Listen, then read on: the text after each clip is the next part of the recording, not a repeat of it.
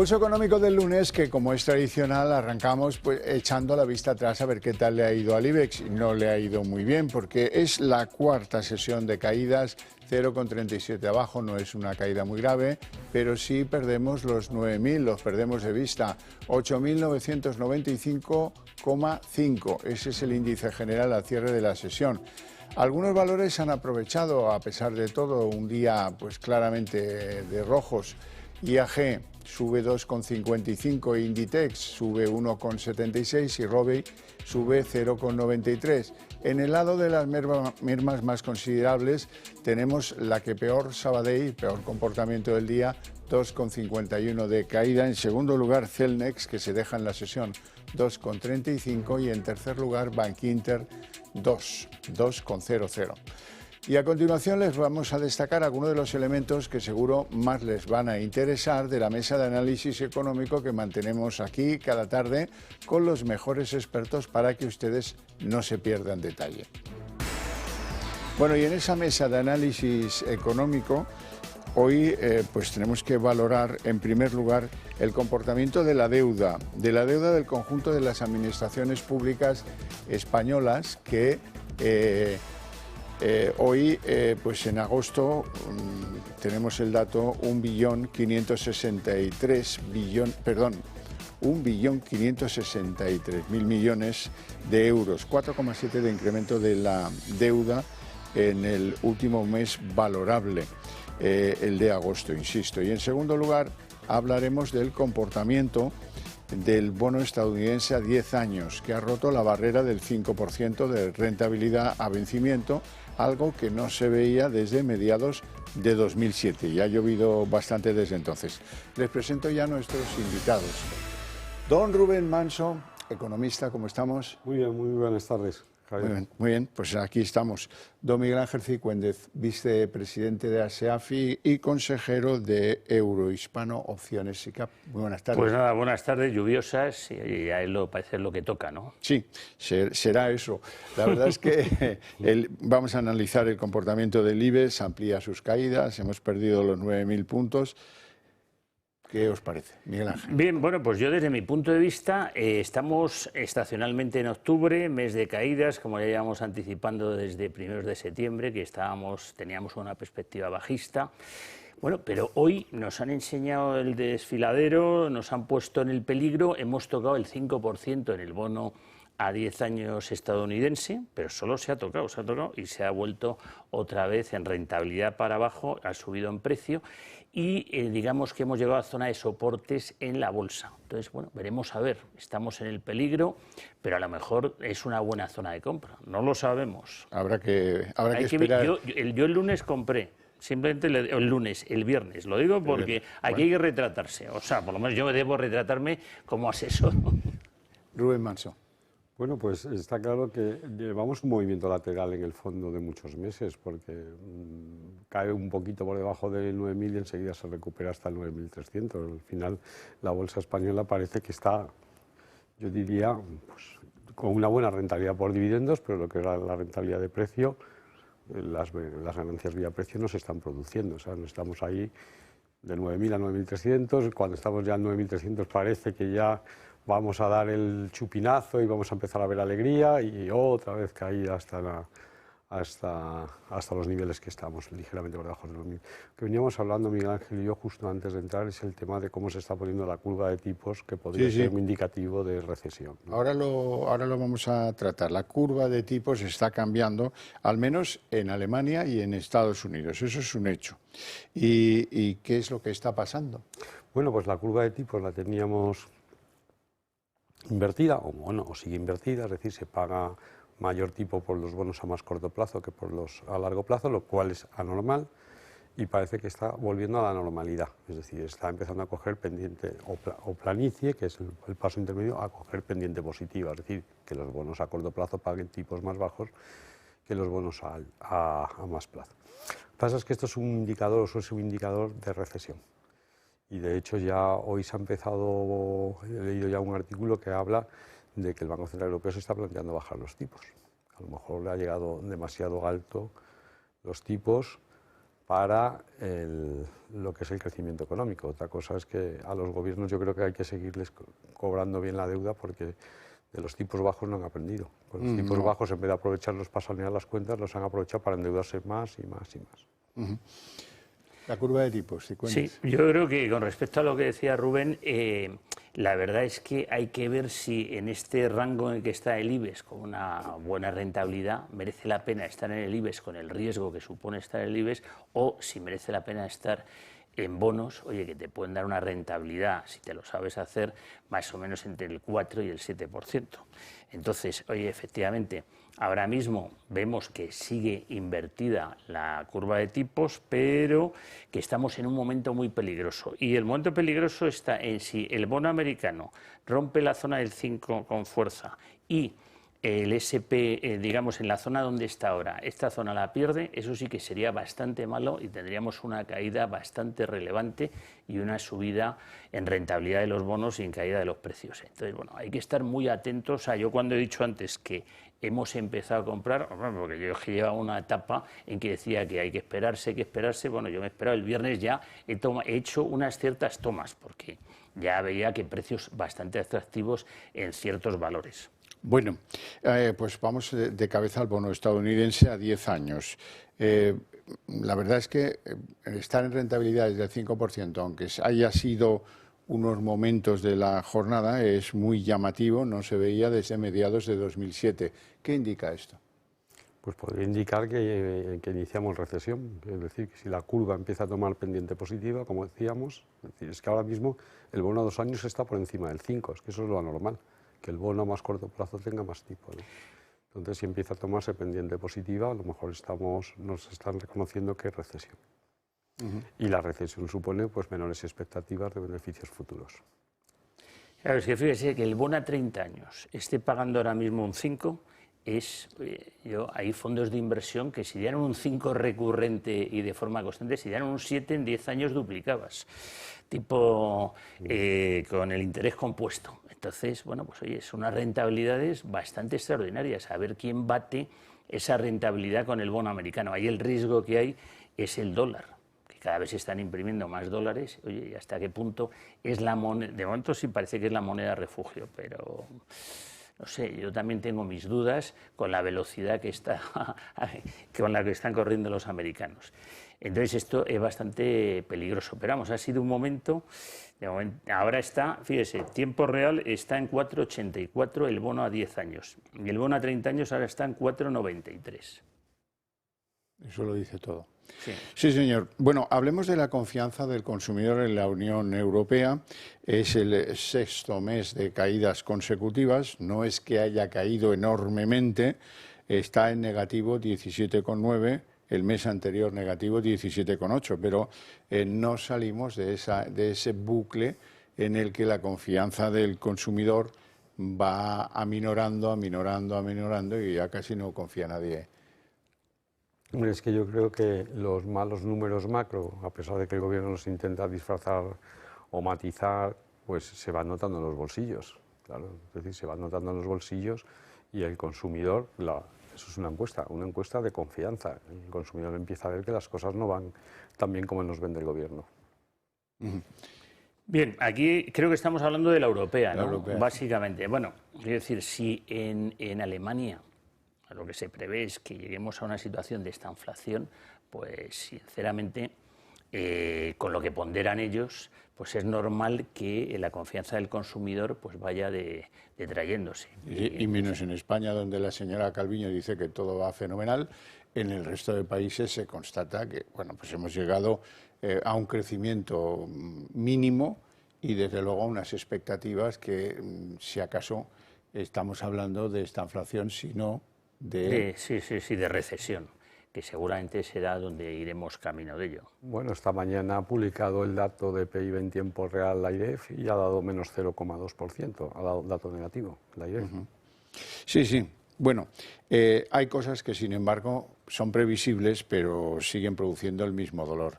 Les voy a hablar de la deuda pública. El conjunto de las administraciones públicas españolas en agosto estaba en 1,563 billones, 4,7 de incremento.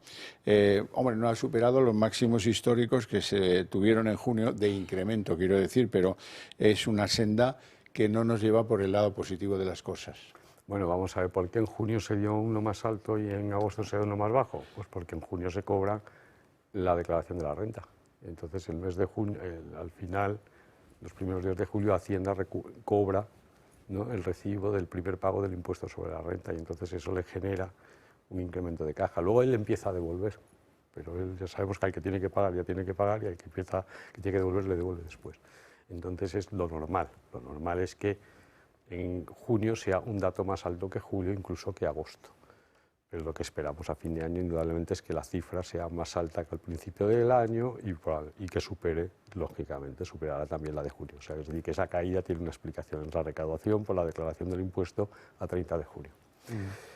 Y lo peor que tiene la deuda ya no es su volumen, como yo siempre digo, es que la deuda que está venciendo ya está venciendo unos tipos inferiores a la nueva que se está renovando. Hasta ahora el gobierno ha vivido muy cómodo porque la deuda que vencía traía cupones muy altos, y entonces, aunque las subastas cada vez eran más altas, esos tipos más altos no eran más altos que los tipos a los que subastó hace 10 años, sino que eran más bajos.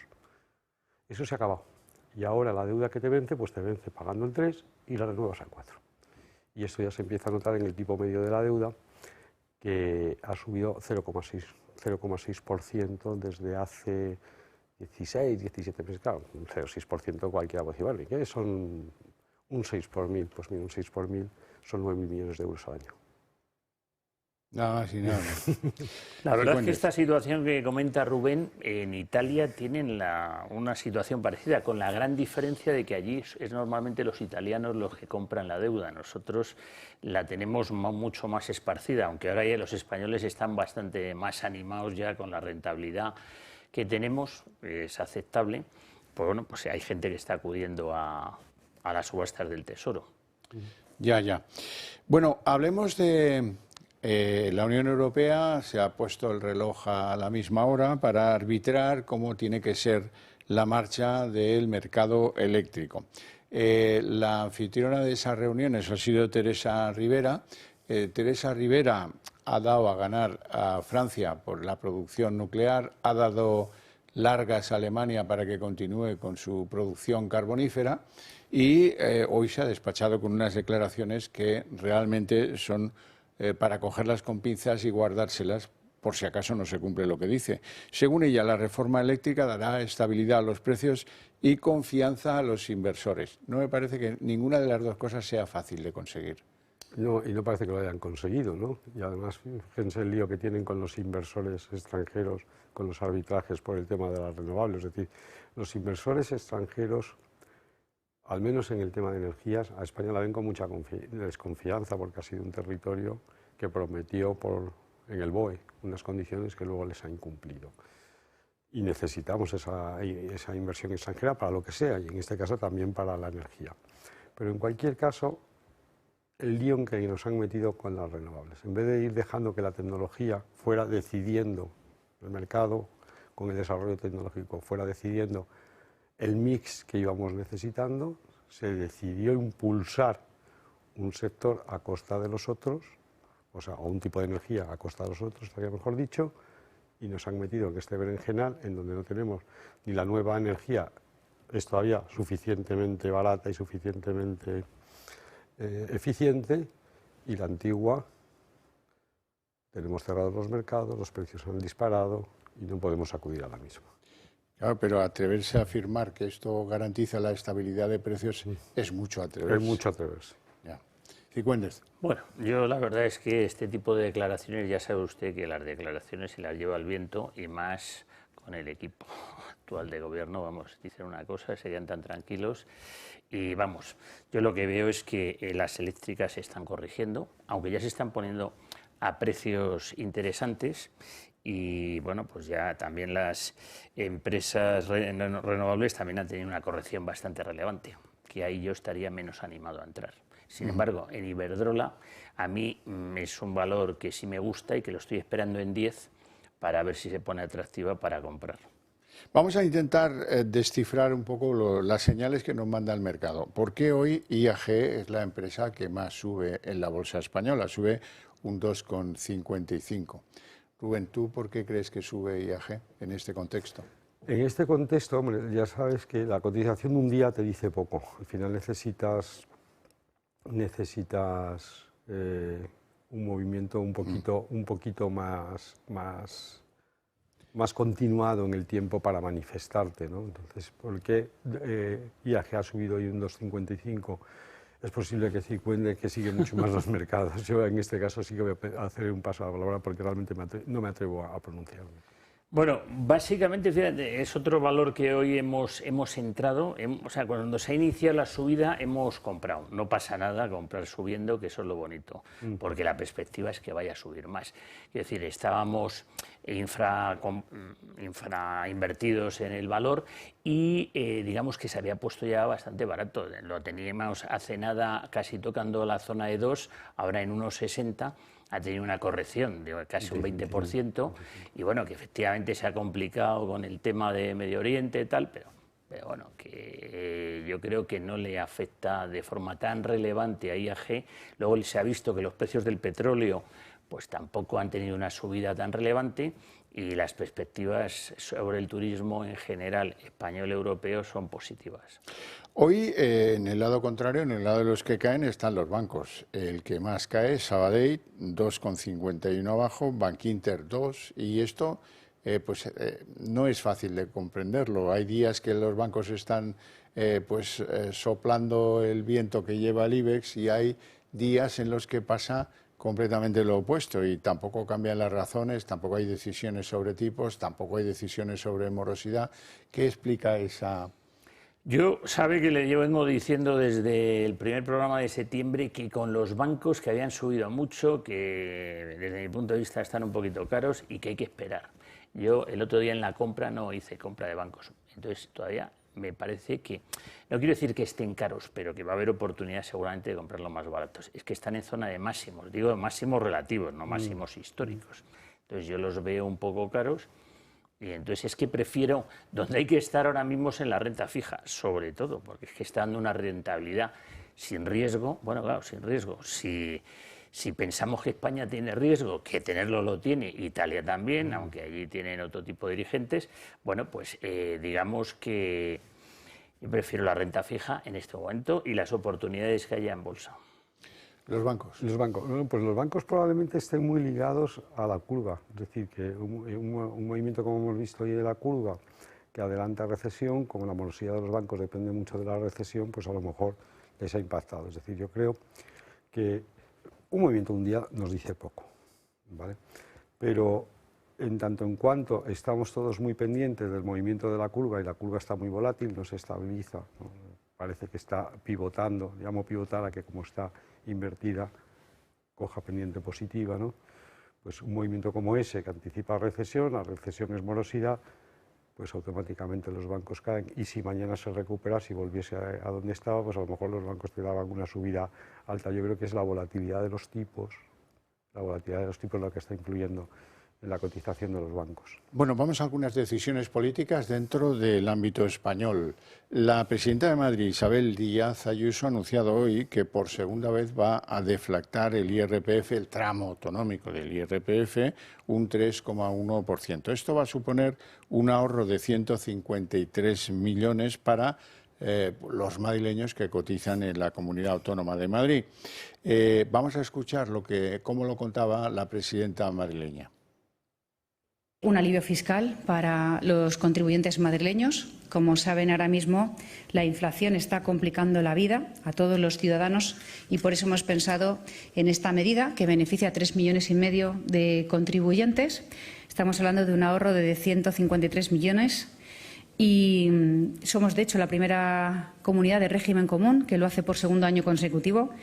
Y esto se aplicará para el IRPF del año 23, cuando se realice la declaración de la renta en el 24. Bueno, alguno dirá que esto es el chocolate del oro. 153 millones es la deflactación de lo que puede deflactar la señora Ayuso. Otra cosa sería si el Gobierno en esto se comportase con criterios de comprensión de lo que le pasa a la sociedad española y deflactara el impuesto de rendimiento de las personas físicas. Bueno, pues yo simplemente felicito a la señora Ayuso porque me parece fenomenal todo lo que sea y a ver si anima y le da envidia al señor Sánchez, o espero que ya no tenga posibilidad de hacerlo, porque vamos, si al final ocurre lo que usted vaticina, que va a haber nuevas elecciones, pero vaya, que simplemente estoy muy de acuerdo. Bueno, a mí me parece me parece que la medida es buena, es decir, el IRPF se debería deflactar automáticamente. Una vez que se aprueba una tarifa, los tramos se deberían deflactar automáticamente en los ejercicios siguientes con la inflación, porque si no te están metiendo un impuesto, o sea, te están subiendo los impuestos por vía de atrás. Un 3,1 me parece poco, porque probablemente la inflación, el dato de IPC está algo más alto y cerrará algo más alto.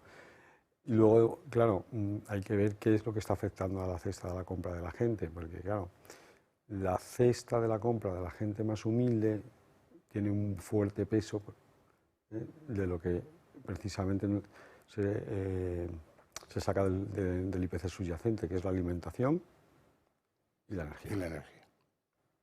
Y eso, esa gente que consume más energía y lógicamente más alimentación, pues lo está pasando muy mal, y entonces una reducción una deflactación tan pequeña no recoge su pérdida de poder adquisitivo, que es más alta que la del IPC. Y ahí estamos, perdiendo poder adquisitivo. Bueno, a nosotros nos llama la atención que el petróleo esté tan calmado mientras pues se está esperando una invasión terrestre de Gaza por parte de las fuerzas militares de Israel. Esta calma es un poco extraña, ¿no? Extraña. Hombre, yo lo que creo es que lo que han aprendido los productores de petróleo es que cuando suben el precio ponen en valor el fracking. Entonces el fracking se ha convertido para los productores de petróleo clásico en un problema. Porque claro, antes cuando no existía el fracking ellos podían subir el precio y los demás teníamos que aceptarlo, por esto que tenían, digamos, controlaban toda la oferta. Ahora cuando ellos suben mucho el precio, el fracking, que es mucho más caro de producir que la extracción de petróleo en Arabia Saudita, que es muy barata, pues claro, si ellos suben mucho el precio, el fracking entra en valor y automáticamente empieza a aparecer el petróleo que empieza a bajar y entonces ellos empiezan a perder ventas, ¿no? Entonces yo creo que el escenario del petróleo ha cambiado mucho, ha cambiado mucho desde que las formas de extracción de petróleo no pasan por el típico pozo petrolífero en medio del desierto. Tecnología. Y eso que convirtió a Estados Unidos directamente de ser importador a exportador de petróleo. Cifuentes. La verdad es que esta mañana estaba en positivo el petróleo, pero al darse la vuelta al mercado para arriba, es decir, el bono a 5 años toca, se electrifica cuando esta mañana pasa el 5,01, se viene para abajo porque hay un montón de ventas, empieza a subir el SP, los futuros, el Eurostock, que venía con fuerza, porque las empresas vinculadas al lujo estaban subiendo, aunque increíblemente hoy en China le han dado otro batacazo, porque no estamos hablando de la situación de la bolsa de China, pero es una situación bastante compleja. Está en zona de mínimos, oye, ya está haciendo mínimos decrecientes de forma constante y la verdad es que es sorprendente el medio crack que está habiendo allí. Entonces, bueno, el petróleo... Por culpa de las inmobiliarias, fundamentalmente. Sí, por culpa de las inmobiliarias y por culpa de que allí resulta que, bueno, pues lo que tienen que hacer es bajar tipos, lo que contrario de lo que se está haciendo en Occidente, ¿no? Entonces, bueno, pues el petróleo está acompañando el rebote del mercado. Pero vamos a ver si el rebote es el rebote del gato muerto y se queda en algo inconsistente o consistente. Yo creo que el lunes que viene lo podremos ver. Espero que cuente conmigo. ¿Por qué el lunes que viene? No, digo el lunes que viene porque yo estaré aquí el lunes que viene y yo se lo contaré o se lo radiaré de si lo hemos pasado o no. Vale. Bueno, sí, ahora también usted lo contará los próximos días. No tendré más remedio que hacerlo, la verdad sea dicha. Bueno, no tenemos tiempo para más, lo dejamos aquí con mi agradecimiento a ustedes dos por su presencia en el programa y sobre todo por sus opiniones y a ustedes que le diré pues su paciencia y su interés por el programa, y yo se lo tengo que agradecer. Y lo voy a hacer invitándoles a ver a continuación, a la vuelta de publicidad, la redacción abierta con todo lo que trae la política en el día de hoy.